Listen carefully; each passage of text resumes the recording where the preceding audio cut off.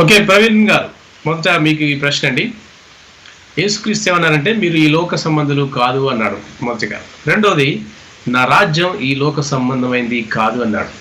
కాబట్టి యేసుక్రీస్తు అన్న ఈ మాటలను మీరు పక్కన పెట్టి మాటి మాటికి రక్షణ టీవీలో కనపడి మరి సమాజం గురించి, సమాజంలో జరుగుతున్నటువంటి విషయాల గురించి చర్చిస్తూ మాట్లాడుతూ క్రైస్తవులను తప్పుదారి పట్టిస్తున్నారా? అసలు యేసుక్రీస్తు మాటల్ని మీరు ఎలా అర్థం చేసుకున్నారు? ఏమంటారు దీనికి?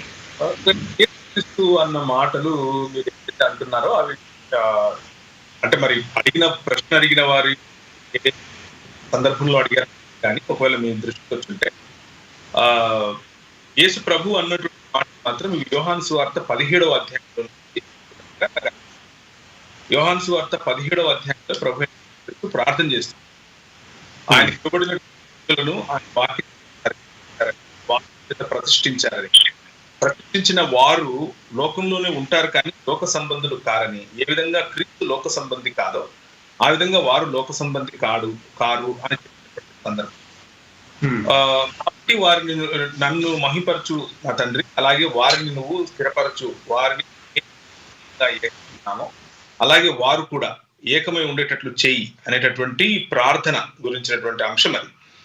సో 17వ అధ్యాయంలో ఒక ఒక యాజకునిగా లేకపోతే ప్రధాన యాజకునిగా చేసినటువంటి ప్రార్థన, యేసు ప్రభువు యొక్క ప్రార్థన యోహాను సువార్తలో మనకు కనిపిస్తుంది. 17వ అధ్యాయంలో ఆయన చేసిన ప్రార్థన ఏమిటి అని గనక మనం ఆలోచిస్తే, ఆయన ఏమని ప్రార్థిస్తున్నాడు ఇక్కడ అని అంటే గనక, వీరిని నేను వాక్యంలో ప్రతిష్ఠ చేశాను కాబట్టి వీరు లోకానికి సంబంధించిన వాళ్ళు కారు.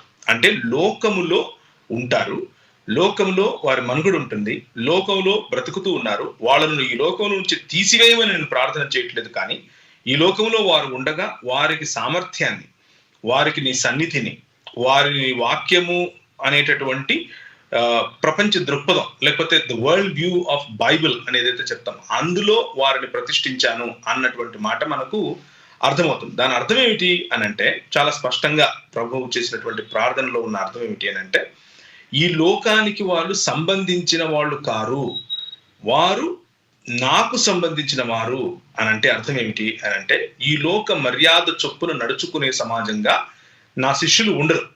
ఈ లోక మర్యాద ఏమిటి?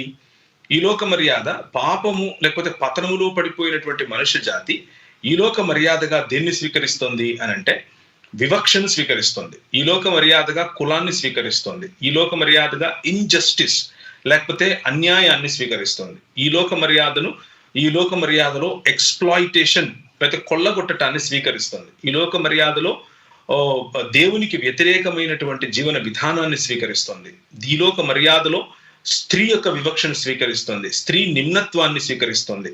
అలాగే ఈ లోక మర్యాదలో పిల్లలకు రక్షణ లేని లేకపోతే పిల్లలను బలిచ్చేటటువంటి, పిల్లలను పణంగా పెట్టి వారి కెరియర్స్ లో, వారి ఉద్యోగాలలో, వారి రాజకీయ లబ్ధి కోసం బలులు సైతం తీసుకుంటున్నటువంటి మర్యాదను స్వీకరిస్తోంది ఈ లోకం. కానీ ప్రభు ఏమంటున్నాడు అనంటే, వీరు ఈ లోక సంబంధులు కారు, ఈ లోక మర్యాద చొప్పున నడుచుకునేవారు వీరు కాదు, నా మర్యాద చొప్పున నా వాక్యమందు ప్రతిష్ఠించాను కాబట్టి వారు నా మర్యాద చొప్పున నడుచుకునే వారుగా నేను వారిని తీర్చిదిద్దాను అన్నటువంటి సందర్భంలో చెప్పిన మాట. అలాగే ప్రభువును లేకపోతే ప్రభు అయిన యేసు క్రీస్తును పిలాతు దగ్గరికి తీసుకుని వెళ్ళినప్పుడు, బహుశా మీరు అన్నటువంటి నా రాజ్యం ఈ లోక సంబంధమైనది కాదు అన్నటువంటి మాటను కనుక మనం తీసుకుంటే, ప్రేతోరియమును మందిరములోనికి ముందు తీసుకొని వెళ్ళినప్పుడు ప్రేతోరియమును మందిరములో ఉన్నటువంటి ఈ లోక ప్రధానమైనటువంటి రాజుగా లేకపోతే లోకాన్ని ఏలేటటువంటి ప్రభువుని క్రీస్తు మానవ అవతారంలో లేకపోతే మానవుడిగా ఆయన ప్రభు అయి ఉన్నప్పటికీ, దేవుడై ఉన్నప్పటికీ మానవత్వమును ధరించుకొని మన మధ్య సంచరించినటువంటి క్షణాల్లో అప్పటికి తెలిసినటువంటి భూభాగమైనటువంటి ఆసియా, ఐరోపా మరియు ఆఫ్రికా దేశాలను పాలించేటటువంటి సూపర్ పవర్ గా ఉన్న రోమా సామ్రాజ్యం, ఆ రోమా సామ్రాజ్యం యొక్క అధినేత యొక్క ప్రతినిధి పిలాతు. ఆ పిలాతు ఎదుట నిలబడుకొని ప్రభువు మాట్లాడుతున్నటువంటి మాట, ఆయన అన్నాడు, యూదుల రాజుకు క్రీస్తువు నీవేనా అని అన్నప్పుడు ఆయన ప్రభువుని యేసు క్రీస్తు, లేదండి, నాకు రాజ్యానికి సంబంధం లేదు, నేను పొలిటీషియన్ కాదు, నేను విప్లవకారుని కాదు, నేను ఏదో వాళ్ళు పొరపడి నన్ను పట్టుకొచ్చారు అనే ఒక మాట చెప్పుకుంటే, ఆయన్ను బహుశా ప్రేతోర్యమైన మందిరంలో ఈయనకు దీనికి సంబంధం లేదు అని విడిచిపెట్టి ఉండేవారు. కానీ ఆయన ఏమన్నాడు అనంటే, అవును నీవన్నట్లే అన్నాడు. అంటే నేనే రాజును అని ఒప్పుకున్నాడు.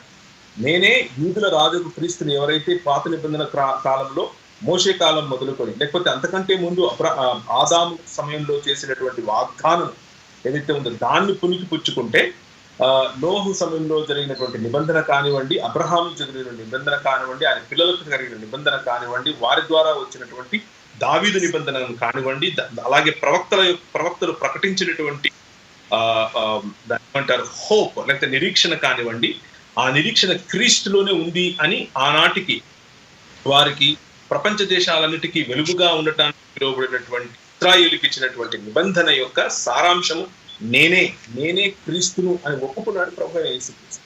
అలా ఒప్పుకుని అలా వదిలిపెట్టకుండా, అంటే వెంటనే ఒక మాట చెప్తే, కొన్నిసార్లు మనకు పదం ఒకటే ఉంటుంది కానీ అర్థాలు వేరే ఉంటాయి. ఈ లోక మర్యాదలో రాజు అనంటే పెత్తందారు, ఈ లోక మర్యాదలో రాజు అనంటే పరుల పిల్లలను తనకు సేవకులుగా ఉపయోగించేవాడు. ఈ లోక మర్యాదలో రాజు అనంటే పరుల సొమ్మును సుంకము రూపంలో వసూలు చేసేవాడు. ఈ లోక మర్యాదలో రాజు అనంటే తనకు సేవకులుగా ప్రజలను, స్త్రీలను వాడుకునేవారు. ఇదంతా కూడా మొదటి సమూయేలు గ్రంథం 8వ అధ్యాయంలో ఇశ్రాయేలీయులు మాకు రాజు కావాలి అని అడిగినప్పుడు, వీళ్ళకు రాజు కావాలని అడుగుతున్నారు, నేను రాజును అని విస్మరించారు. నిన్ను కాదు సమూయేలు వాళ్ళు విసర్జిస్తోంది లేకపోతే వ్యతిరేకిస్తోంది, నన్నే అని స్వయంగా యెహోవా దేవుడు చెబుతూ చెప్పినటువంటి మాటలనే నేను గుర్తు చేస్తున్నాను. ఈ లోక మర్యాదలో రాజు మీ పిల్లల చేత రొట్టెలు తీయించుకుంటాడు. ఈ లోక మర్యాదలో రాజు మీ పిల్లల చేత తనకు మసాదులు చేయించుకుంటాడు. ఈ లోక మర్యాదలో రాజు మీ పిల్లలను తన గుర్రములకు లేకపోతే తన రథములకు ముందు కొందరిని వెనకల కొందరిని పరిగెత్తేలా చేస్తాడు.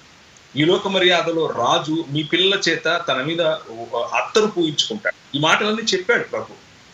అది అంటే ఈ లోక మర్యాదలో ఉన్న అధికార ప్రాతినిధ్యం చేసేవాళ్ళు, అధికారులు, రాజు అవ్వండి, ఎమ్మెల్యేలు అవ్వండి, ఎంపీలు అవ్వండి, లేకపోతే ప్రధానమంత్రి అవ్వండి, లేకపోతే ముఖ్యమంత్రి అవ్వండి, కార్పొరేటర్ దగ్గర నుంచి లేకపోతే స్థానిక పోలీస్ స్టేషన్లలో ఉండే సిఐ దగ్గర నుంచి, కానిస్టేబుల్ దగ్గర నుంచి అధికారం ఉన్న వాళ్ళు చేసేటటువంటి పని ఏమిటి అంటే పెత్తనం. ఆ పెత్తనంతో ప్రజలను లొంగ తీసుకునేది ఈ రాజు. ఇది అధికారికి, రాజుకు ఉన్నటువంటి నిర్వచనం మన లోక మర్యాద ప్రకారం. కానీ ప్రభు అంటున్నాడు, నా రాజ్యము ఈ లోక సంబంధమైనది కాదు అని అంటున్నాడు. దాని అర్థం ఏమిటి అంటే, the origins of my Kingdom, నా రాజ్యం యొక్క పుట్టుక, నా రాజ్యము యొక్క ఉద్భవం అన్నది మీరు అనుకుంటున్నట్లు ఈ లోక మర్యాద చొప్పున కాదు. నా రాజ్యం వేరే. నా రాజ్యము నిజమైన మనుష్యులకు సంబంధించింది. నా రాజ్యము నా తండ్రి ప్రకటించింది. నా రాజ్యము నా తండ్రి నుంచి ఉద్భవించింది. నా రాజ్యము నా తండ్రి కారణంగా, నా తండ్రి కోసం, నా తండ్రి యొక్క కుటుంబాన్ని సేకరించేటటువంటి రాజ్యం. ఇందులో సమానత్వం, ఇందులో సౌభ్రాతృత్వం, ఇందులో మానవ మనుగడ, ఇందులో వనరుల యొక్క దాన్ని ఏమంటారు అందరికీ పంచిపెట్టేటటువంటి సిద్ధాంతం, ఇందులో మనిషి యొక్క తగ్గింపు జీవితం, ఇందులో మనిషి పరుణ్ణి లేకపోతే సహోదరుణ్ణి లేకపోతే పొరుగువాణ్ణి ప్రేమించటం, ఇందులో స్త్రీ పురుషుల సమానత్వం, ఇందులో ఎవరికి ఇచ్చినటువంటి బాధ్యతలు వాళ్ళు నిర్వర్తించేటటువంటి బాధ్యతాయుతమైనటువంటి నాగరికత లేదా బాధ్యతాయుతమైన పౌరసత్వం అన్న విషయాలను ఉటంకించే విధంగా ఆయన ఈ రాజ్యం అనగా నా రాజ్యం ఈ లోక సంబంధమైనది కాదు అని అంటున్నాడు. ఒకవేళ అలా అయితే నా పితరులు దాని గురించి పోరాడి ఉండేవారు కదా అని కూడా గుర్తు. ఎందుకు అనంటే ఈ లోక మర్యాదలో ఉండేటటువంటి రాజ్యాలు కత్తి ద్వారా, వయలెన్స్ ద్వారా, పోరాటము ద్వారా, ప్రతిఘటన ద్వారా, లేకపోతే అవతలి వాడిని మళ్ళీ అదే వారు ఉపయోగించేటటువంటి భావజాలాన్ని ప్రతిక్రియగా ఉపయోగించి అవతలి వారిని లొంగ తీసుకునేటటువంటి మార్గం లేదా లొంగ తీసుకునేటటువంటి భావజాలం. అదే కమ్యూనిజం చేసింది, అదే ఇప్పుడున్నటువంటి డెమోక్రసీ చేస్తుంది, అదే దాన్ని ఏమంటారు సోషలిజం చేసింది, అదే ఇస్లాం చేసింది, అదే క్రిస్టియన్ ఆర్గనైజేషన్స్ గా ఉన్నవాళ్ళు లేదా క్రిస్టియన్ కింగ్డమ్స్ గా చెప్పుకున్న దేశాలు కూడా చేశాయి. సో వేరు రకాలుగా మనిషి చేత ఆవిర్భవింపబడిన, మనిషి చేత ప్రారంభింపబడిన, మనిషే మూలముగా ఉన్న రాజ్యాలకు ఉన్నటువంటి ఈ లోక మర్యాద వేరు, కానీ దేవుడు మూలముగా ఉన్నటువంటి రాజ్యం యొక్క మూలము వేరు. దేవుడు మూలముగా ఉన్నటువంటి రాజ్యము అది వేరే రకంగా, అనగా మనిషికి సహాయపడుతూ, మనిషికి సేవ చేస్తూ, మనిషి అందరికంటే ప్రధానంగా ఉండాలనుకుంటే అందరికీ పరిచర్య, అందరికీ సేవ చేసే మనస్తత్వం, అలాంటి భావనలను పెంపొందించేటటువంటి, లేకపోతే అలాంటి వైఖరిని, వైఖరిని పెంపొందించేటటువంటి జీవన విధానం ఈ దేవుని రాజ్యములకు సంబంధించినటువంటి అంశం. కాబట్టి పిలాతు ఎదురుగా నిలబడుకున్నప్పుడు ఆయన నా రాజ్యం ఈ లోక సంబంధమైన కాదని చెప్పాడు. అలాగే మనలను కూడా, అనగా ఆయన అనుయాయులు, ఆయన మీరు ఈ లోక సంబంధులు కాదు అని చెప్పాడు. దీని అర్థం మనం ఈ లోకంలో ఉండమని కాదు. దీని అర్థం మనం ఈ లోకంలో జరుగుతున్నవేవి, మన విద్యా వ్యవస్థ, మన వైద్య వ్యవస్థ, మన నాగరికత, మన పరస్పర సంబంధాలు, మనకున్నటువంటి ఫ్యామిలీ లేకపోతే కుటుంబ వ్యవస్థ, మనకున్నటువంటి గవర్నమెంట్ లేకపోతే రాజ్య వ్యవస్థ, రాజ్యాంగం, చట్టం, ఇవేవి కూడా మనకు పట్టవు, మనం అవసరం లేదు, ఇవేవి మనం పట్టించుకోవాల్సిన అవసరం లేదు అన్న అర్థం అందులో ససేమిరా కనబడదు. అందులో కనిపించేది ఏమిటి అని అంటే, దేవుని రాజ్యము అన్నది, లేకపోతే దేవుని యొక్క రాజ్య ప్రాతినిధ్యం చేయటం కోసం మనుషులను ఆయన ప్రత్యేకపరిచాడని, ఆ ప్రత్యేకపరిచిన మనుషులు ప్రజలందరి మధ్య క్రీస్తు యొక్క పరిపాలనను, క్రీస్తు ఏ విధమైనటువంటి వైఖరితో పరిపాలన చేస్తాడో ఆ పరిపాలనను ప్రజల వద్దకు తీసుకుని వెళ్ళాలి అన్న సందేశమే అందులో కనిపిస్తుంది. కానీ ఈ లోకంతో, లేకపోతే ఇక్కడున్న ప్రజలతో, లేక ఇక్కడ ఉన్నటువంటి వేరు వేరు ఇష్యూస్ అంటాం, అంటే వేరు అంశాలు, వాటి పట్ల మనకు అవగాహన అక్కర్లేదని, వాటిని మనం చూసుకో పని లేదని, మనం కేవలము మతపరమైనటువంటి జీవన విధానం జీవిస్తే సరిపోతుందని, అందులో మీరు ఉటంకించినటువంటి ఆ వాక్య భాగాల్లో నేను గెస్ట్ చేస్తున్నాను, అది యోహాను సువార్త 17 మరియు పిలాతు ఎదురుగా ప్రభు నిలబడే సందర్భం అని అనుకుంటున్నాను. అందులో అయితే కనబడుతుంది